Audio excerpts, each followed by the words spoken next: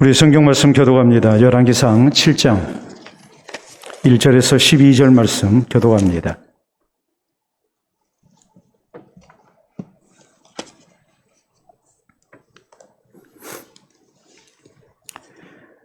열왕기상 7장 1절에서 12절 말씀 교독합니다.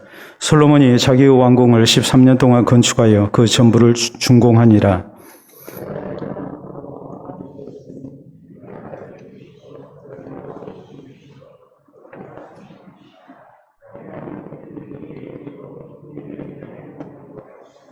기둥 위에 있는 들보 45개를 백양목으로 덮었는데 들보는 한 줄에 15이요.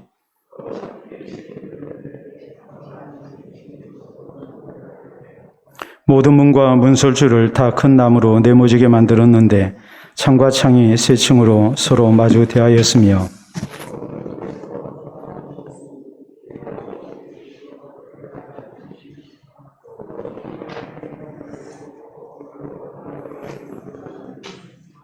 또 심판하기 위하여 보좌의 주랑 곧 재판하는 주랑을 짓고 온 마루를 백양목으로 덮었고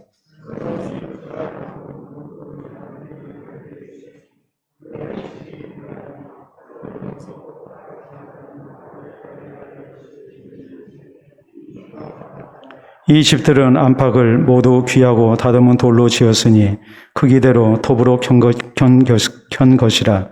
그 초석에서 처마까지와 외면에서 큰 뜰에 이르기까지 다 그러하니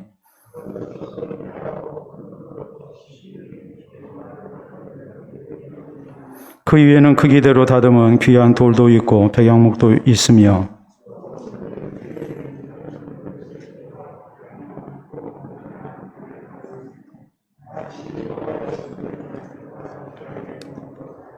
아멘. 기도와 말씀 받도록 합니다. 하나님 아버지 감사합니다. 오늘도 선한 목자 되신 주의 음성을 들으며 주의 인도 속에 우리를 살게 하시고 또 주의 전으로 우리를 불러주시사 주께 경배드리며 주께서 우리에게 하시는 말씀을 받기를 소원토록 해주시니 감사합니다. 이 시간 부족한 조응을 세웠지만 성령께서 역사하심으로 성령이 교회를 향하신 말씀이 되게 하시고 또 선한 목자 되신 주의 음성이 될 수 있도록 인도해 주시옵소서. 주의 음성을 듣는 가운데에 우리로 밝은 길 보게 하시고 또 우리의 가야 할 길을 알게 하시고 하나님의 뜻을 분별하는 중 주님을 영화롭게 하는 삶을 우리가 살기를 원합니다. 또 주의 음성을 듣는 가운데 우리에게 위로가 있게 하시고 세임이 있게 하시고 또 살아계신 하나님을 향한 믿음과 소망이 더욱 넘쳐나도록 인도해 주시며 말씀을 따라 사는 가운데 또 말씀이 우리 가운데 아름다운 결실로 나타나는 귀하고 복된 은총을 우리 모두 누리게 하여 주시옵소서. 예수님 이름으로 기도하옵나이다. 아멘. 오늘 열왕기상 강의 16번째입니다. 어떤 분 글에 이런 내용이 나옵니다. 대개 보면 아이들이 이렇게 그림을 그리죠. 그림을 그리는데 여자아이들이 대개 사람 그림을 그리게 될 때에 예쁜 공주 그림을 이렇게 많이 그립니다. 일반적으로 그림을 그리게 되면 여러분은 어떻게 그릴 수 있는지 모르겠습니다만 보통 그렇습니다. 신체 부위를 놓고 볼 때에 어디서부터 그릴까요? 대개 보면 머리부터 그리죠. 머리 그리고 또 몸 그리고 또 다리와 팔을 그리는 그런 순서로 일반적으로 그림을 그립니다. 근데 이 아이도 그림을 그릴 때에 이 예쁜 공주 그림을 그리기를 좋아하는데 이 아이는 순서가 그 반대였습니다. 먼저 발부터 그리고 다리를 그리고 또 몸을 그리고 팔을 그리고 목과 머리를 이렇게 그리는 거예요.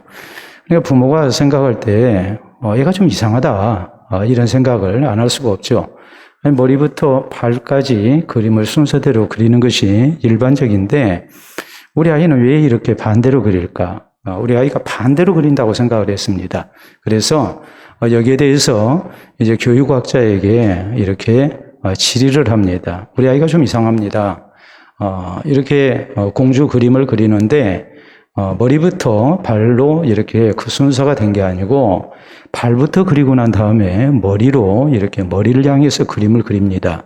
우리 아이가 좀 이상한 것 같은데 선생님 생각은 어떻습니까? 하고서 이렇게 교육학자에게 물어봤습니다. 그랬더니 교육학자가 이런 얘기를 합니다. 뭐라고 그러냐면 이 아이는 어려서 자라날 때에 자기 눈에 보이는 순서대로 사람을 그리고 있는 아이입니다. 어찌 보면 이 아이가 오를 수 있습니다. 라고 이렇게 얘기를 하는 거예요.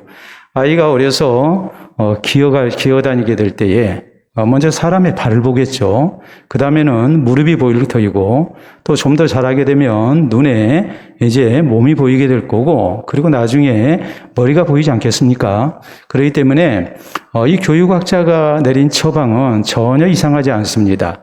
대신에 이 아이는 특별한 아이입니다. 이렇게 얘기를 해주더라는 거예요. 이 얘기를 듣고 부모가 이제 안심을 하죠. 또 한편으로 귀한 깨달음을 얻었습니다. 그것은 뭐냐면 사람이 이 세상의 사물과 사건을 보는 데 있어서 거기에는 보는 관점에 따라서 다 다르게 느낄 수가 있는 거구나. 이것을 먼저 느꼈고 또 하나는 어떤 걸 느꼈냐면 무엇부터 보느냐. 이것이 참 중요하구나. 우선순위가 참 중요하구나. 무엇부터 보고 또 이 마지막을 향해서 나아가느냐. 이 시작과 끝이 사람마다 다를 수 있고 또 이렇게 볼 때에 시작이 바로 돼야 또 궁극적인 그런 선한 결과를 향해서 나아갈 수가 있겠구나. 이런 깨달음을 얻게 된노라는 그런 이제 글이었습니다. 우리는 지난 시간에 솔로몬이 성전을 건축하고 내장 공사에 한 것에 대해서 말씀을 살폈습니다. 이 성전 안이 온통 다 금으로 됐죠. 그래서 빛 대신 하나님을 향한 변치 않는 신앙을 우리가 가져야 함을 우리에게 이렇게 가르치고 있었고 또 금으로 온통 도배를 했다는 것은 최고의 것으로 하나님 앞에 드렸다는 것을 우리에게 말씀하고 있기 때문에 우리가 오늘 하나님의 교회와 또 주의 나라 사역을 위해서 살아가는 그리스도인으로서 또 우리가 구원받은 백성으로서 우리의 최선과 최고의 것으로 아름다운 헌신을 하나님 앞에 드려야 함을 우리가 말씀을 살폈습니다. 그리고 이런 성전 내장 공사, 성전 건축과 내장 공사는 철저하게 하나님께서 주신 설계도대로 되어졌다. 그래서 오직 예수 그리스도만이 우리의 구주가 되시고 우리가 하나님 말씀들을 믿고 살아야 구원을 얻는다라는 것을 교훈한다는 그런 내용의 말씀을 우리가 살폈습니다. 오늘 성경 말씀은 솔로몬이 왕궁을 건축했다라는 내용이에요. 자, 솔로몬의 이 왕궁을 건축한 이를 통해서 또 우리에게 하나님은 무엇을 말씀하기를 원하시는지 오늘 성경 말씀 우리가 살피는 가운데 또 귀한 교훈을 얻고 또 우리의 인생 건축이 또 하나님의 교회 건축이 참 하나님이 기뻐하신 뜻 가운데 아름답게 이루어지는 것, 이것이 오늘 우리가 이제 나아가야 할 방향입니다.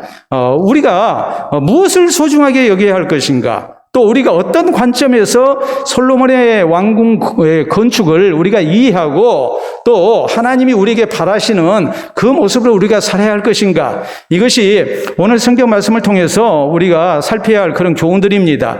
먼저 우리는 왕궁 건축이 솔로몬의 성전 건축에 비해서 굉장히 짧게 기록됐다는 데 우리가 주목을 해야 합니다.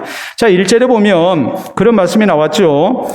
거기 솔로몬이 자기의 왕궁을 13년 동안 건축하여 그 전부를 준공했다 그랬는데 성전 건축은 어떻게 됐습니까? 우리가 6장 1절에 보면 4년째 되는 해 2월에 시작해서 11년째 되는 해 8월에 됐다고 그랬거든요. 그렇기 때문에 전체적으로 7년 6개월, 이것을 이제 줄여서 7년이라고 그랬어요. 그런데 이 성전 왕궁 건축은 몇 년 동안 됐느냐? 1절에 보면 13년 동안 건축을 했다. 그러니까 성전 건축은 7년인데 왕궁의 건축은 거의 배가 되는 기간이 이렇게 소요가 된 거예요. 그리고 그 규모가 2절에 나와 있어요. 2절에 보면 그가 레바논 나무로 왕궁을 지었으니 길이가 100규빗이요 너비가 50규빗이요 높이가 30규빗이라 백양목 기둥이 4줄이요 기둥 위에 백양목 들보가 있으며 라고 이렇게 말씀이 되죠. 그 규모를 보면 성전의 길이는 60규빗이었어요. 그런데 왕궁의 길이는 오늘 성경 말씀의 2절에 100규빗이라고 그랬죠. 그러니까 거의 2배 가까이가 되는 거예요. 거기에다가 너비가 성전은 20규빗인데 왕궁은 50규빗입니다. 그리고 높이는 성전이나 또 왕궁이나 동일하게 30규빗이라고 이렇게 나와 있습니다. 자, 그러면 면적이라는 것이 우리가 생각할 때 이제 가로 세로 변을 곱하게 되면 나오지 않습니까? 길이와 너비를 곱하게 되면 성전은 길이가 60규빗이고 너비가 20규빗이니까 대략 1200이 나와요. 그런데 왕궁은 어느 정도냐? 길이가 100규빗이에요. 그리고 폭이 50규빗이에요. 너비가. 그러면은 100 곱하기 50이 되니까 5000이 나와요. 그러면 전체적인 면적을 놓고 볼 때 이건 4배가 더 되는 그런 이제 상당히 규모가 큰 그런 건축을 했다는 것을 우리가 알 수 있습니다. 더구나 지금 이 성경이 기록되고 있는 것은 제목이 뭐냐면 열왕기예요. 열왕기라는 것은 열왕들의 이스라엘의 모든 왕들의 그런 역사 기록이라는 말이에요. 그렇기 때문에 성전보다는 왕궁에 대한 기록이 사실 많이 나와야 해요. 더 자세하게 길게 기록을 해야 해요. 그런데 오히려 굉장히 짧게 기록을 했어요. 또 아주 간단하게 기록을 했어요. 그 이유가 뭘까요? 그것은 다름이 아니죠. 성경은 단순한 역사 기록이 아닙니다. 성경이라는 것이 그냥 열왕들의 기록, 이스라엘의 역사를 기록하고 있는 그런 책이 아니에요. 성경은 우리의 구원을 위해서 기록된 책이에요.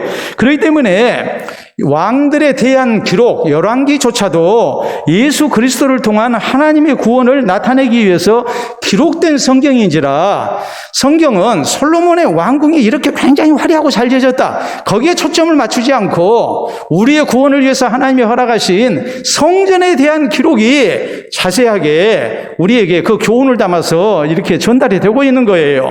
자, 그렇기 때문에 우리가 여기서 알아야 할 일이 바로 이거예요.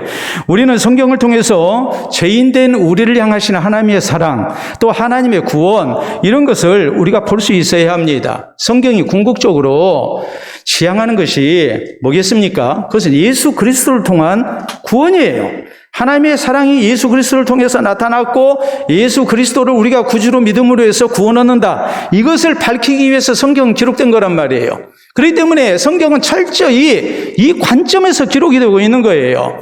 여러분, 구약시대에 율법을 하나님이 주십니다. 율법이라는 것, 그 율법 지켜서 하나님이 구원받으라고 주신 겁니까? 성경은 그렇게 말씀하지 않죠. 성경은 율법이 왜 우리에게 주어졌느냐? 율법이 주어진 것은 우리가 율법 앞에 하나님이 요구하시는 그 요구 앞에 우리가 죄인인 것을 깨닫게 하기 위해서 율법이 우리에게 주어졌다. 이렇게 말씀을 하죠. 그래서 우리가 잘 알다시피 갈라디아서 3장 24절에 보면 율법이라는 것은 우리를 그리스도 예수에게로 인도하는 초등 교사가 된다. 이렇게 말씀을 해요.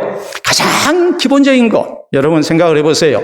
율법이 없으면 우리가 하나님 앞에 죄인인 것을 깨닫지를 못하죠. 그렇기 때문에 율법을 통해서 우리는 하나님의 수준에 이르지 못하는 죄인인 것을 알게 되고 내가 죄인인 것을 알아야 우리는 하나님이 죄인된 우리를 용서하시고 구원하시고 영생을 얻게 하시는 예수 그리스도 앞에 나올 수가 있게 된 겁니다. 이것을 위해서 구약의 율법이 우리에게 주어졌다. 우리 예수님께서는 건강한 자에게는 의사가 쓸데없고 병든 자에게라야 쓸데있다. 이렇게 말씀을 하셔서 내가 하나님 앞에 죄인인 것을 알아야만이 우리가 구원을 얻는데 우리가 하나님 앞에 죄인인 것을 알게 하는 것이 무엇인가? 그것이 구약에 기록된 율법이라고 성경은 이렇게 말씀하십니다. 자, 구약에 많은 제사 제도가 나옵니다. 구약에 많은 제사 제도에 대해서 성경은 뭐라고 말씀하십니까? 하늘에 있는 것들의 모형이고 그림자다. 이건 실체가 아니다라고 이렇게 말씀을 합니다. 구약의 제사 제도까지도 우리가 하나님 앞에 구원 얻는 것을 가르치기 위해서 하나님이 허락하신 그런 제도였다. 여러분, 우리가 잘 아는 룻기가 있습니다. 룻기는 사사기 다음에 나오는 성경이에요. 그리고 다음에 나오는 성경이 사무엘상이에요. 그러면 우리는 룻기 하면 거기에 나오미가 나오고 또 아주 효부인 룻이 나오고, 그래서 우리가 잘못 생각하게 되면 룻기는 시어머니를 잘 모신 효부 룻이 이렇게 하나님의 복 받고 살았다. 우리가 이런 식으로 룻기의 주제를 생각할 수 있습니다. 아닙니다. 룻기는 그것을 가르치기 위해서 우리에게 기록된 성경이 아니에요. 그런 것은 얼마든지 세상의 다른 이야기를 통해서 우리가 알 수 있는 내용이에요. 뭐 전설에도 많이 나오고 동화에도 많이 나오고 하는 내용이죠. 부모 공경해라, 뭐 그렇지 않습니까? 그런데 룻기는 왜 기록됐느냐? 룻기는 다름이 아니라 사사 시대에서 이제 사무엘 시대로 넘어가는데 그것이 바로 뭐냐면 사무엘이 사사로서의 사역이 끝나고 난 다음에 이스라엘이 왕정 시대로 넘어갑니다. 사사 시대에서 왕정 시대로 넘어가요. 사사는 하나님께서 부정기적으로 세우신 이스라엘의 지도자예요. 군사적 지도자 또 행정의 지도자였어요. 이게 이제 사사였어요. 근데 사사는 세습도 되지 않고 또 사사는 항상 존재하지 않아요. 국가적인 위기가 있을 때 또 사사가 필요할 때 그럴 때 하나님께서 사사를 세우셨거든요. 왕정 시대는 뭘 얘기하겠습니까? 왕정 시대라는 것은 왕이 존재하죠. 왕이 항상 있죠. 거기에다가 왕이 그 직을 세습을 합니다. 이게 왕의 제도거든요. 사사기 맨 마지막 21장 맨 마지막에 나오는 말씀은 그때 이스라엘에 왕이 없으므로 사람들이 다 자기 속에는 옳은 대로 행하였다. 그래서 상당한 혼란의 시대인 것을 말씀을 해요. 그리고 이제 왕정 시대로 넘어가요. 왕정 시대로 넘어가는데 하나님께서 진정으로 우리에게 전하고자 하시는 것은 만왕의 왕 되신 예수 그리스도십니다. 만왕의 왕 되신 예수 그리스도를 통해서 우리가 하나님을 섬기고 또 하나님께서 베푸시는 보호 속에서 살도록 하기 위해서 하나님은 만왕의 왕 되신 예수 그리스도를 보내주셨어요. 그런데 예수 그리스도의 모형으로 등장하고 있는 왕이 또 한 사람 나와요. 그 사람이 바로 누구냐면 다윗이에요. 다윗의 자손 가운데서 예수 그리스도가 출생을 했거든요. 이 룻기는 왜 기록되느냐? 사사시대에서 왕정시대로 넘어가는데 다윗이라는 사람이 굉장히 중요하단 말이에요. 그러면 다윗의 뿌리가 어떻게 해서 되어졌느냐? 이걸 밝히기 위해서 룻기가 기록된 거예요. 그래서 룻기 4장 맨 마지막에 기록된 말씀은 이것입니다. 자, 보아스가 룻과 결혼해서 이새의 아버지가 되는 오벳을 낳았다. 그리고 오벳이 이새를 낳고 이새가 다윗을 낳았다. 이렇게 성경은 끝나거든요. 다시 말하자면 다윗의 왕가의 시작을 알리고 있는 성경이 바로 룻기예요. 사사시대에서 왕정시대로 넘어가는 이 교량 역할을 하는, 다리 역할을 하는 사람이 누구인가, 이걸 밝히기 위해서 지금 룻기가 기록이 되고 있는 거예요. 룻기는 단순히 부모 잘 모시면 하나님이 복 주신다, 그걸 증거하기 위해서 기록된 성경이 아닙니다. 예수 그리스도의 뿌리, 또 예수 그리스도의 육신의 조상이 되는 다윗의 뿌리를 밝히기 위해서, 다윗 왕가의 시작을 알리기 위해서 룻기가 기록되고 있는 거예요. 그러니까 성경은 철저히 누구에게 초점을 맞추고 있냐면 바로 예수 그리스도를 통한 구원에 이렇게 초점을 맞추고 있습니다. 우리 예수님께서 서기관과 바리새인들에게 하신 말씀이 있죠. 너희가 성경에서 영생을 얻는 줄 생각하고 성경을 연구하거니와 이 성경이 곧 내게 대하여 증언하는 것이니라. 예수님은 분명히 말씀하셨어요. 하나님이 성경을 우리에게 왜 주셨느냐? 성경을 우리에게 주신 목적은 나를 통해서 구원받게 하려고 성경이 주어진 것이다. 그러므로 여러분 그렇잖아요.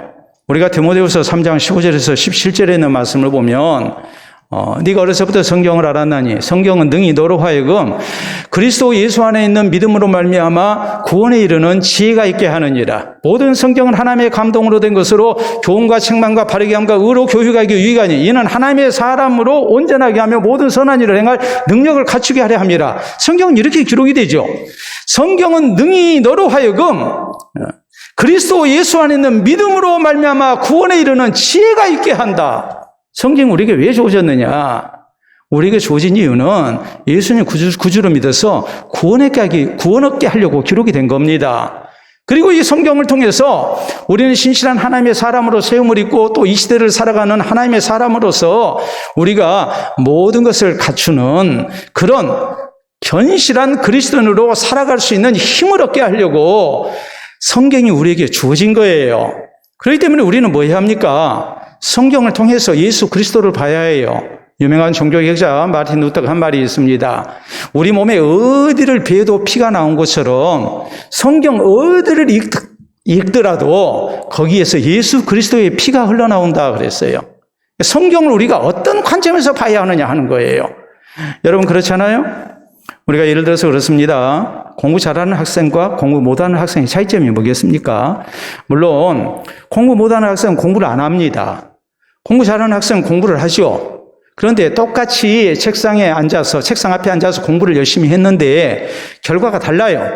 공부를 잘하는 성적이 좋게 나오는 학생이 있는가 하면 열심으로 공부를 했는데도 성적이 안 나와요. 그 차이가 뭐겠습니까? 공부를 잘하는 애들은 선생님의 관점에서 공부를 하는 거예요. 어느 것이 중요한가? 내가 선생님이라면 어떤 문제를 낼 것인가? 어느 부분을 선생님이 중요하게 가르쳤는가? 그것을 상기하면서 그것을 미리 표시해두고 그리고 선생님의 관점에서 공부를 하는 거예요. 그러니까 예상 문제가 나오죠. 공부를 못한 학생은 선생님의 생각과는 전혀 상관이 없어요. 그냥 나 혼자 열심히 하는 거예요. 속된 말로 시험 문제 안 나올 때를 붙들고 공부하고 있는 거예요. 그래서 성적이 나올 수가 없죠.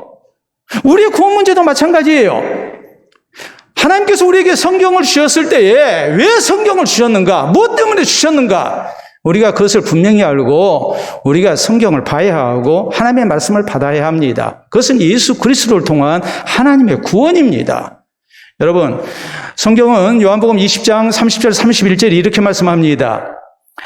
예수께서 이 책에 기록되지 아니한 다른 표적도 많이 행하였으나 오직 이것을 너희에게 기록함은 예수는 하나님의 아들 그리스도이신 것을 믿게 하기 위함이요 너희로 그 이름을 힘입어 생명을 얻게 하려 함이라. 이렇게 성경은 기록하고 있어요.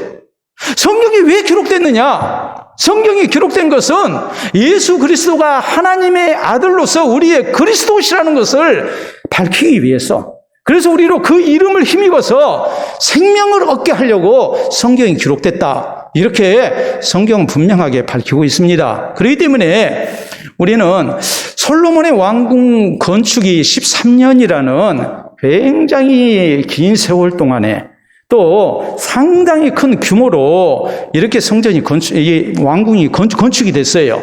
그런데 성전 건축에 대해서 많은 페이지를 할애를 하고 대신에 왕궁 건축에 대해서는 짧게 기록하고 있는 것이 무엇인가? 그 의미를 우리가 바로 알고 오직 성경이 우리에게 주어진 목적, 거기에 우리가 집중할 수 있어야 합니다.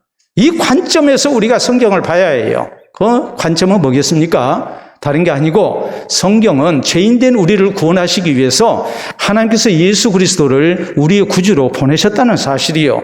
이 그리스도를 나의 구주로 믿음으로 우리가 구원 얻게 하기 위해서 우리에게 주어졌다는 사실을 알고 철저하게 우리는 이 관점에서 우리가 성경을 봐야 한다는 것을 잊지 말아야 합니다. 그래서 우리가 구원 얻기에 합당한 주님의 자녀들이 될 수 있기를 바랍니다. 다음으로 우리가 생각해야 할 것은 성전 건축을 먼저 했고 다음에 왕궁 건축을 나중에 했다라는 내용이에요. 자, 거기 우리가 읽었던 7장 1절에서 12절에 있는 말씀은 왕궁 건축에 대한 내용입니다. 근데 앞장인 6장은 우리가 지금까지 살폈던 내용은 성전 건축에 대한 내용이었죠.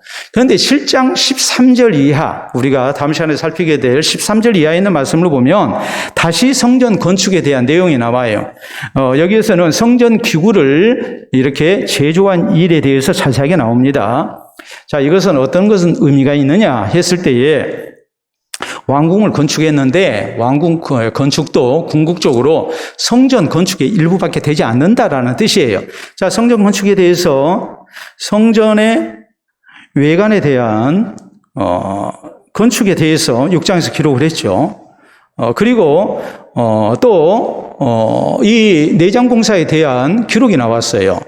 그리고 이제 7장에서 왕궁을 건축한 것에 대한 내용이 나오고 12절까지만 이렇게 나오고 난 다음에 13절부터는 다시 이 성전에 사용하게 된 여러 가지 성물에 대한 그런 기록이 이렇게 쭉 나와요. 그렇다면 이것은 뭘 얘기하느냐 했을 때에 성전 건축부터 시작해서 성전 건축으로 끝나요. 그 가운데 왕궁 건축에 대한 내용이 나와요. 그럼 왕궁 건축은 큰 의미로 봤을 때는 성전 건축의 일부밖에 되지 않는다. 이런 의미가 있고 또 하나는 성전 건축에 비하면 왕궁 건축은 그렇게 중요한 부분이 아니었다라는 것을 말씀을 하고 있어요.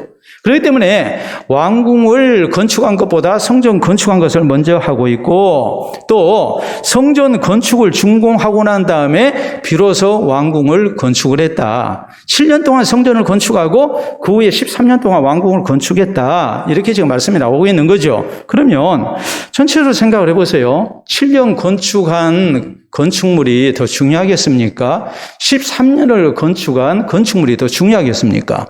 우리가 세상적 관점에서 볼 때는 7년 건축한 것보다 13년 건축한 것이 훨씬 더 의미가 있고 중요하다고 생각을 하죠. 또 많은 노력을 쏟아 부었다고 생각을 하죠. 그런데 성경은 그렇게 말씀하지 않아요. 성경은 성전이 왕궁보다도 더 중요했다. 그렇기 때문에 성전 건축을 먼저 했고, 중간에 왕궁 건축 13년을 했지만 13년 건축한 이 왕궁 건축에 대해서 성전 건축에 대한 내용 가운데 사파식으로 짤막하게 중간에 삽입해가지고 기록하고 말아버려요. 그렇기 때문에 이것은 곧 우리에게 분명하게 가르치는 교훈이 있어요. 그건 우리에게 있어서 제일 중요한 우선순위, 이걸 지금 말씀하고 있는 거예요. 솔로몬이 왕이니까 우리가 생각할 때는 왕궁을 화려하게 짓고 또 왕실의 권위를 세우고 그래서 백성을 통치하는 것이 중요하다고 생각할 수 있습니다. 그런데 솔로몬은 그렇게 생각하지 않았습니다. 하나님을 바로 섬기는 것이 우선이라고 생각을 한 거예요. 그래서 성전 건축을 먼저 한 거예요. 그리고 난 다음에 성전 건축이 끝나고 난 다음에 왕궁 건축을 하게 된 거예요. 그리고 성경은 또 기록하기를 왕궁 건축에 대해서는 짧게 기록하고, 그것도 성전 건축 중간에다가 짧게 기록하고, 굉장히 많은 부분을 이렇게 성전 건축에 대한 내용으로 채우고 있는 거란 말이에요. 그렇기 때문에 우리 성도가 어떤 관점에서 신앙생활을 해야 할까? 우선순위를 우리가 바로 하고 신앙생활을 해야 해요. 이스라엘 백성들 애굽에서 나왔습니다. 하나님께서 약속하신 가나안 땅을 향해 나아갈 때 하나님께서는 가장 먼저 저희로 하여금 하나님의 임재의 산인 시내산으로 오게 하십니다. 그리고 하나님 앞에 먼저 하게 했던 일이 있습니다. 그게 하나님을 향한 감사 예배였습니다. 그리고 하나님이 주시는 율법을 받죠. 또 하나님께서는 성막을 건축하게 하셨습니다. 그리고 성경은 말씀합니다. 성막을 세운 날짜가 언제냐? 출애굽한 지 제2년째 되는 해 정월 초하루였다. 그리고 이스라엘은 비로소 약속하신 가나안 땅을 향해 출발을 해요. 이런 것들이 다 뭘 얘기하겠습니까? 하나님의 백성에게 제일 중요한 것은 하나님을 먼저 잘 섬기는 거예요. 하나님 섬기는 것이 먼저 오고 다음의 것은 그 다음에 와야 해요. 이게 순서가 바뀌면 안 돼요. 사울왕이 이스라엘의 왕이 됐지만 그에게는 하나님이 먼저가 아니었습니다. 그에게는 하나님보다 내가 먼저였어요. 왕이 먼저였어요. 또 하나님의 뜻보다는 백성의 뜻이 먼저였어요. 그러니까 결국 그는 잘못되고 말죠. 반면에 다윗은 어떠합니까? 다윗은 하나님이 항상 우선이에요. 내 뜻보다도 하나님의 뜻이 우선이에요. 우리 예수님도 역시 같은 말씀을 하시죠. 너희는 먼저 하나님의 나라와 그의 의를 구하라. 그리하면 이 모든 것을 너에게 더하시리라. 우리에게 기본적인 생활을 할 수 있는, 우리의 생존을 위해서 꼭 필요한 먹을 것, 마실 것, 입을 것, 얼마나 중요한 문제입니까? 그런데 거기에 대해서 예수님은 그것보다도 더 우선되고 중요한 문제가 뭐냐 했을 때 우리가 하나님의 뜻을 따라서 하나님의 나라를 세우며 사는 거라고 말씀을 하십니다. 이게 우선돼야 한다. 우리 예수님께서 십자가 지실 때에도 겟세마네 동산에서 기도하실 때 기도의 내용은 이것입니다. 아버지, 할만하셔도 이 잔을 내게서 지나가게 하시옵소서. 그러나 내 원대로 하지 마시고 아버지 원대로 되기를 원합니다. 하나님의 뜻이 우선이에요. 이 우선순위가 바로 돼야 우리가 신앙생활을 잘할 수가 있는 거예요. 그래야 하나님이 사랑하시는 사람이 되는 거예요. 찰스 휴멜이라는 분이 쓰고 있는 긴급함의 폭정이라는 제목의 책이 있습니다. 긴급함의 폭정. 우리가 세상을 살다 보면 바쁘다 바빠. 그리고서 우선 중요한 일, 급한 문제 먼저 하죠. 그런데 찰스 휴멜은 긴급함의 폭정이라고 그랬어요. 긴급하다는 것을 내세워서 우리가 잘못 사는 경우가 많기 때문에 그런 제목을 붙인 거예요. 그러면서 이런 말을 합니다. 우리의 삶에서 만나는 온갖 딜레마들은 시간과 물질의 부족에서 오는 것이 아니다. 이를 우선순위를 잘못 선택하면서 온다 그랬어요. 내가 바빠요. 내가 뭘 해야지? 둘 사이에서 내가 이거 할까 저거 할까? 둘 사이에서 선택에 있어서 갈등을 겪는 상황을 우리는 딜레마에 빠졌다고 얘기를 합니다. 근데 우리의 삶 속에서 우리가 만나는 수없이 많은 딜레마들, 그것은 시간과 물질의 부족에서 오는 것이 아니다. 우선순위가 잘못돼서 오는 것이다 그랬어요. 우리에게 있어서 시간이 넉넉하고 또 우리에게 있어서 물질이 넉넉하면, 재물이 넉넉하면 문제가 없을 것 같아요. 우린 그렇잖아요? 내게 손이 한 10개쯤 되면 바쁠 일이 없을 것 같고, 내가 지금 가진 것보다 더 많은 재산을 가지고 있으면, 또 여유자금이 있으면 어떤 문제를 만나더라도 능히 잘 해결할 것 같아요. 그런데 찰스 휴멜은 그렇게 얘기하지 않아요. 시간과 물질이 부족해서 우리가 딜레마에 빠진 거 아니다. 삶의 우선순위가 잘못되기 때문에 딜레마에 빠진다 그랬어요. 가장 중요한 것을 먼저 하고 가장 중요한 것에 우리의 에너지를 쏟아 부으면, 우리의 시간과 재물을 쏟아 부으면 우리의 삶이 정상적으로 잘 돌아갈 텐데 우리가 그것을 못한다는 거죠. 우선순위가 잘못되니까 항상 쫓기고 부족하고 여유가 없고, 그리고 갈등 속에서 우리가 평안을 누리지 못하고 우왕좌왕하면서 살아간다고 이렇게 지적을 합니다. 여러분, 우리가 그런 경우 있지 않습니까? 자녀들 우리가 양육하면서 좀 컴퓨터 하겠다고 한다 할지, 친구하고 논다고 한다 할지, 그러면은 공부 우선하고 노는 건 나중에 해라. 지금 공부 열심히 해놔야 나중에는 네가 하고 싶은 거 마음대로 할 수 있다. 지금 공부하는 것이 제일 중요하니까 이것부터 먼저 해야 한다. 그래야 너한테 좋은 인생이 열린다. 우리는 그런 식으로 아이를 설득하고 어떤 경우 책망을 하죠. 그 얘기가 맞았습니까? 틀렸습니까? 맞는 얘기죠.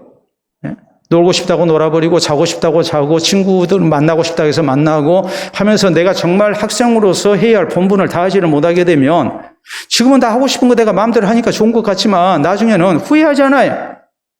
그러면 나중에 부모 원망하는 경우도 있잖아요. 나 공부 안 하려고 할 때 그때 나를 좀 매를 때려서라도 나를 좀 잡아주시지 왜 나 하는 대로 내버려 뒀습니까? 하고서 그런 말도 안 되는 얘기를 하는 자식들도 있어요. 우리는 자식들한테 그렇게 얘기해요. 우선순위를 바로 하고 중요한 것부터 해야 한다. 그래야 우리가 바르게 살 수 있는 것이고 더 좋은 인생을 살 수가 있다라고 이렇게 얘기를 해요. 근데 우리의 신앙생활은 그래야지 않을 때가 많습니다. 우선순위가 잘못돼 버리죠. 하나님 섬기는 일을 가장 우선적으로 해야 되는데, 우리의 시간도 또 우리의 물질도 하나님을 섬기는 데 집중이 돼야 되고 이것이 먼저 돼야 되는데, 나중에 남으면, 시간 남으면 차차, 물질 남으면 그때 헌신, 이런 식으로 우리가 자꾸 우선순위에서 뒤로 신앙생활하는 것이 뒤처져요. 예배 생활이 그렇고 기도 생활이 그렇고 하나님의 말씀에 순종하는 것이 그렇고 또 헌신하는 것이 그렇습니다. 이것을 가장 우선적으로 생각하고 가장 중요하게 생각해야 하는데 그래야지 않는 거예요. 그러니까 우리의 신앙생활이 갈팡질팡이죠. 바르게 신앙생활을 할 수가 없죠. 오늘 우리의 신앙생활 속에서 우리에게 세상을 사는 데 있어서 우리에게 가장 중요한 것이 무엇인가? 하나님의 백성으로서 우리에게 가장 중요한 것이 무엇이겠는가? 그것은 하나님 잘 섬기는 거예요. 하나님을 향해서 바른 신앙생활을 하는 거예요. 이것이 가장 우선이 돼야 돼요. 그래서 신앙생활을 우리가 잘하는 가운데 또 주님께서 더 사랑하시고 또 하나님께서 더 많은 것으로 맡겨주시는 복된 하나님의 자녀들이 또 아름다운 신앙생활이 우리에게 있기를 바랍니다. 자, 우리가 하나 더 살펴야 할 말씀이 있어요. 그것은 왕궁을 건축하는데 13년 동안 건축을 했다. 그리고 결국 이것이 과다한 지출이 돼서 문제가 됐다라는 것을 지금 성경은 또 우리에게 암시합니다. 1절 봅니다. 솔로몬이 자기 왕궁을 13년 동안 건축하여 그 전부를 준공하니라. 또 계속 이어지는 말씀 2절에 보면 그가 레바논 나무로 왕궁을 지었으니 길이가 100규빗이요 너비가 50규빗이요 높이가 30규빗이라 백향목 기둥이 4줄이요 기둥 위에 백향목 들보가 있으며 해가지고 13년 동안 전체적인 사이즈가 성전보다도 몇 배 규모라고 그랬어요? 4배 이상의 규모라고 그랬어요. 더구나 우리가 생각을 하면 성전 건축은 어떻게 됐습니까? 아버지 다윗이 살아생전에 많은 것을 준비했어요. 성전 건축은 많은 것이 준비된 가운데 건축이 되어졌어요. 근데 왕궁 건축은 그만한 준비가 되어 있지 않았어요.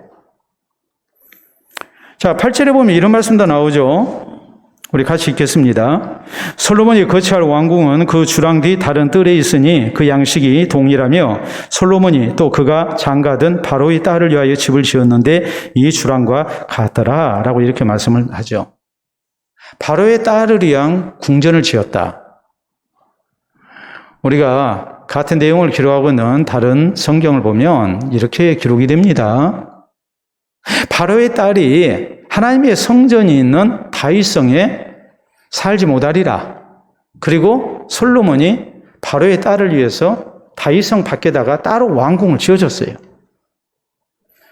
자기 살 집 지어야죠. 자기 아내가 살 집도 따로 왕궁을 지어야죠. 그러니까 많은 재정 낭비가 되는 거죠.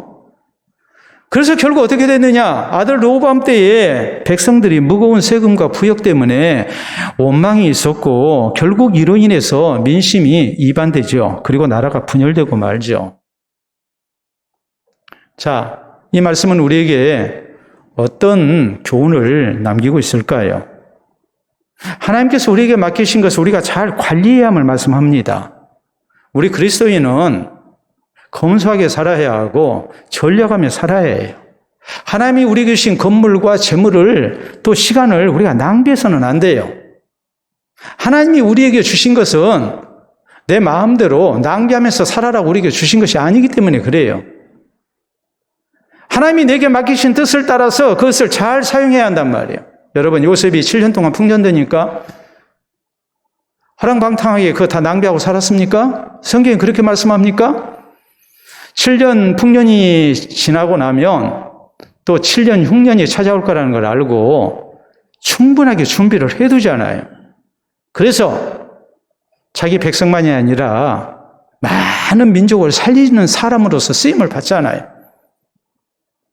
우리 예수님께서 오병이의 표적을 나타내셨습니다.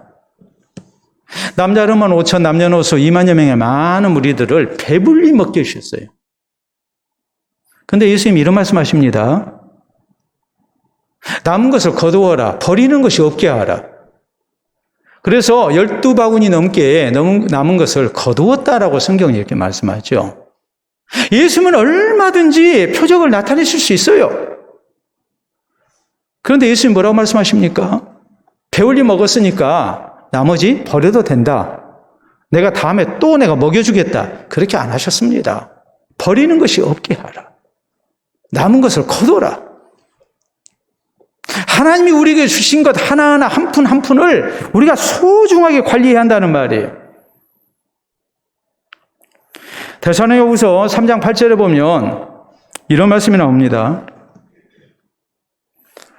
당시 데살로니가 교회 성도들이 잘못된 종말론에 빠져가지고 예수님 곧 오시는데 우리가 가지고 있는 거 다 쓰지도 못하고 죽을 텐데 하면서 허랑방탕하게 살았다고요. 예수님의 재림이 곧 있을 거라 생각하고 허랑방탕하게 살았어요. 오늘은 내 것 먹고 내일은 네 것 먹고 그러면서 일을 안 해요. 여기에 대해서 사도는 뭐라고 말씀하느냐? 아무에게도 폐 끼치지 않도록 성실하게 일해야 한다. 그리스도인은 주위 사람들한테 침이 돼서는 안 돼요. 하나님이 내게 주신 기회를 통해서 내게 주신 지혜와 건강과 또 일터를 통해서 우리는 누구보다도 성실하게 일해야 하고 남에게 도움 주며 사는 삶이 돼야지 행여라도 내 게으름으로 인해서 우리가 다른 사람에게 침대는 일이 있어서는 안 된다고 이렇게 말씀해요. 에베소 4장 28절에 보면 또 성경 우리에게 뭐라고 말씀하십니까? 가난한 자에게 구제할 것이 있도록 너희 손으로 일을 해라 그랬거든요. 우리 그리스도인은 열심으로 일해서 하나님이 주신 복을 누리고 그것으로 또 다른 사람을 섬기고 나누고 복되게 하는 사람을 우리가 살아야 한다. 이렇게 성경은 말씀을 해요. 하나님이 우리에게 주신 것을 잘 관리를 하고 그것을 통해서 하나님이 맡기신 뜻을 우리가 성취하는 그리스도인으로 살아야 한다. 함부로 낭비하고 그래서 결국에는 다른 사람에게 짐이 되고 돕지 못하는 사람으로 사는 그런 일이 있어서는 안 된다고 말씀을 해요. 유대인의 지혜서인 탈무드에 이런 얘기가 나와요. 악착같이 일을 해서 열심으로 쓰지도 않고 돈을 모아서 부자가 된 사람이 있었습니다. 근데 이 사람이 이제 죽게 됐어요. 그러니까 평생 일만 하고 쓰지 않은 모은 돈을 그냥 두고 간다는 것이 너무나 아까웠어요. 그래서 유언을 남겨요. 내가 죽으면 사놓은 땅 모두 팔고 모아둔 돈을 다 모아가지고 내 무덤에 나와 함께 묻어다오 그랬어요. 아버지 유언이에요. 자, 여러분 만약에 여러분의 부모가 그런 유언을 남기고 돌아가셨다면 어떻게 하시겠습니까? 우리 부모님이 정신 나간 말씀을 하셨다. 그러니까 안 들어도 된다. 그러기에는 뭔가 좀 마음이 불편하겠죠. 그런데 부모가 멀쩡하게 평생을 고생하고 사시다가 그 모은 모든 재산을 무덤에다가 같이 묻어달라고 유언을 하고 돌아가셨다면 자식들 입장에서 고민되지 않겠습니까? 불순종하기도 그렇고 순종하기도 그렇고. 더구나 유언인데. 그래서 이 문제를 가지고 랍비를 찾아갔습니다. 랍비에게 고민을 얘기합니다. 그때 랍비가 이런 처방을 내렸습니다. 그 금액만큼 수표를 써서 무덤에 넣어주고 돈은 자손들의 선한 일에 써라. 이것이 무슨 뜻이겠습니까? 하나님께서 내게 맡기신 것, 그것을 우리는 관리를 잘하는 사람이 돼야 되고 하나님이 맡기신 뜻대로 사용할 줄 아는 사람이 돼야 한다는 말이에요. 모으기만 하는 사람 돼서도 안 되고 낭비하는 사람도 돼서도 안 되고. 오늘 하나님이 내 수고에 왜 이렇게 응답을 하셨을까? 왜 이렇게 맡기셨을까? 그것을 생각하면서 하나님이 내게 주신 것을 소중히 잘 관리하고 바로 사용해서 하나님을 기쁘시게 하는 모습으로 우리가 세상을 살아야 한다는 말입니다. 솔로몬은 굉장한 지혜를 얻은 사람이었어요. 그런데 재물 관리에 대한 지혜가 잘못됐어요. 그래서 결국 자식에게 무거운 짐을 남겨주고 말았어요. 디모데전서 6장 17절로 19절은 우리에게 이렇게 말씀합니다. 재물에 소망 두고 살지 마라. 모든 것을 후히 주시고 누리게 하시는 하나님께 두고 살아라. 선을 행하고 선한 사업에 나누어주기를 좋아하고 너그러운 자가 되라. 이것이 장래에 자기를 위하여 좋은 터를 쌓아 참된 생명을 취하는 것이다 라고 말씀을 하십니다. 오늘 하나님이 내게 주신 건강과 시간과 또 우리의 몸과 재능을 또 재물을 가지고 우리가 이것을 어떻게 사용하는 것이 하나님이 기뻐하시는 일일까? 이것을 생각하면서 우리가 낭비하지도 말고 검소하고 전략하면서 사는 가운데 하나님께서 기뻐하시는 것에 또 풍성하게 사용할 줄 아는 사람, 이 모습으로 사는 가운데 또 하나님께서 더욱더 사랑하시고 아끼시는 사람, 더 많은 것으로 맡겨주시는 사람, 또 장래 참으로 아름다운 상급을 이렇게 허락받는, 준비하는 우리가 될 수 있기를 바랍니다. 우리나라의 대표적 지식인인 신영복 선생님이 계십니다. 제가 설교 시간에 자주로 인용하는 분인데 이분이 쓴 책에 노인 목수 문도덕이라는 사람이 나옵니다. 이 사람 목수인데 집 그림을 그리는 것을 보고 큰 충격을 받았어요. 그 충격은 집을 그리는 순서 때문이었어요. 우리는 집을 지으면 어디서부터 그립니까? 지붕부터 그리죠. 아까 말씀을 드렸듯이 아이들이 사람 그림을 그리게 되면 머리부터 얼굴부터 그리는 것처럼 우리는 지붕부터 그림을 그려요. 그리고 난 다음에 기둥을 세우고 또 바닥을 만들고 주춧돌을 그리고 합니다. 그런데 이 노인 목수 문도덕 씨는 그렇게 집을 그리지 않고 이 신영국 선생이 보니까 그 그림을 그리는데, 집 그림을 그리는데 먼저 주춧돌부터 그리는 거예요. 그리고 지붕은 맨 나중에 그랬어요. 그래서 이것을 보고 신영국 선생이 깨달은 것이 있어요. 나는 과연 세상을 바로 살고 있는 사람인가? 거꾸로 살고 있는 사람인가? 집을 건축하는 전문가가 그린 집의 순서와 내가 그리는 집의 순서가 전혀 반대인 것을 놓고 볼 때 누가 옳은 것인가?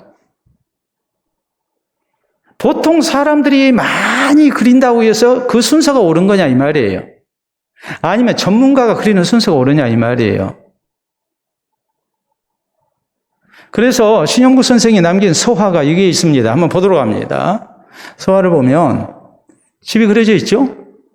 일하는 사람들은 집을 그릴 때 주춧돌부터 그립니다. 집을 짓는 순서와 집을 그리는 순서가 같습니다. 집을 짓는 순서하고 집을 그리는 순서가 똑같아요. 그게 옳죠? 우리는 반대로 그리는 거예요. 하나님께서 우리에게 바라시는 삶의 순서, 그 순서를 따라서 사는 것이 아니라 우리가 오히려 반대되게 사는 경우가 굉장히 많다는 것을 우리가 생각을 해야 해요. 오늘 우리의 신앙생활이 바로 되어 있는가를 우리가 생각을 해야 합니다. 하나님의 관점에서 우리가 성경을 봐야 해요. 내가 신앙생활을 할 때에 하나님이 내게 먼저 바라시는 것이 무엇일까? 성경이 우리에게 먼저 주기를 원하시는 것이 무엇일까? 그건 예수 그리스도의 구원이에요. 그런데 우리는 예수 그리스도의 구원보다도 세속적이고 물질적인 복을 먼저 추구합니다. 신앙적인 우선순위가 바로 되어 있지 않아요. 세속적인 순위가 먼저 와요. 그리고 신앙적인 순위는 나중으로 와요. 순서가 잘못됐어요. 그뿐만이 아니죠. 내 육신의 즐거움을 위해서 하나님이 내게 주신 건강과 재물을, 시간을 우리는 그것을 위해서 먼저 써요. 하나님이 내게 주신 것이 나뿐이 나만이 아니라 나를 통해서 하나님의 사랑을 증거하고 다른 사람을 나누고 섬기면서 복되게 하기 위해서 하나님이 내게 주셨는데 그 순서가 잘못되어 있어요. 교인도 잘못되고 목사도 잘못되고 교회도 잘못되어 있다고요. 오늘 내 인생이라는 집을 짓는데 순서가 잘못되어 있다면 얼마나 웃기는 일이겠습니까? 여러분, 이게 단순히 사람 그림을 그리는데 머리부터 그리느냐 발부터 그리느냐 그 문제가 아니에요. 집 그림을 그리는데 지붕부터 그리느냐 주춧돌부터 그리느냐 그 문제가 아니에요. 정말 중요한 것은 우리 한 분뿐인 인생을 살면서 하나님이 내게 어떤 순서로 세상을 살라 하시는가, 이것을 우리가 알고 바로 살아야 해요. 오늘 성경 우리에게 뭐라고 말씀하십니까? 성경을 통해서 예수 그리스도의 구원을 바로 알고 믿는 성도 될 것을 우리가 말씀하십니다. 이것이 먼저라고 말씀하십니다. 우리의 신앙생활이 삶에 있어서 우선적으로 앞에 와야 한다고 말씀합니다. 그리고 말씀합니다. 하나님이 우리에게 맡기신 모든 것이 이를 위해서 먼저 사용돼야 한다고 말씀하십니다. 하나님이 맡기신 뜻을 따라서 바로 사용이 돼야 한다고 말씀하십니다. 오늘 우리의 신앙생활이 이제 순서가 바로 돼서 하나님이 바라시는 아름다운 신앙생활을 하고 또 그로 인해서 우리 하나님께서 더욱 사랑하시고 또 귀하게 계시고 또 아름답게 쓰시는 그런 은혜가 우리와 또 우리 교회에 있기를 바랍니다. 우리 함께 기도합니다. 오늘 나의 삶은, 나의 신앙생활은 순서가 바로 되어 있습니까? 깊이 살피며 기도합니다.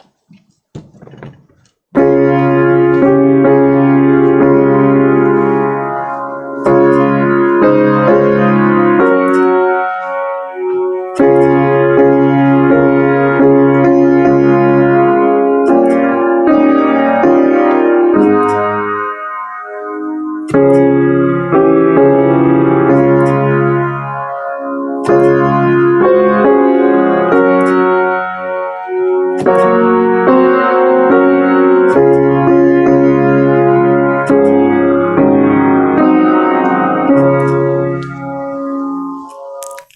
시간도 살아계신 우리 아버지 은혜를 참으로 감사합니다. 허락하신 말씀을 인하여 우리의 삶을 다시 한번 돌아보게 하시고 또 우리 신앙생활이 바른 길로 갈 수 있도록 우리를 공고해 주시고 또 깨우치신 것을 진심으로 감사합니다. 우리가 교회를 나오는 것이 또 신앙생활하는 목적이 예수 그리스도를 통하여 구원 얻는 목적이 되기를 원합니다. 행여라도 세속적이고 육신적인 것을 목표로 하여 우리가 세상을 살고 또 신앙생활하는 사람 되지 않게 하여 주시옵소서. 살아계신 우리 주님의 거룩하신 뜻을 좇아 우리가 주를 섬기는 데 더 열심을 내게 하시고 살아계신 주님을 바로 섬기는 것이 우리에게 가장 중요한 일이 되게 해 주시옵소서. 그래서 신앙생활 잘하는 가운데 주님이 사랑하시는 사람들 되게 하시고 주께서 우리에게 맡기신 모든 것을 가지고 우리 하나님을 기쁘시게 하며 또 이웃을 복되게 하는 그리스도인으로 우리가 세상을 살게 하여 주셔서 우리 하나님 앞에 한 번뿐인 인생 바로 살게 하시고 바른 신앙생활을 힘쓰게 하시고 또 이로 인해서 주께 영광을 돌려드리며 주님의 더 큰 사랑과 은총을 누리는 우리 모든 성도와 우리 교회 되게 하여 주시옵소서. 예수님 이름으로 기도하옵나이다. 아멘.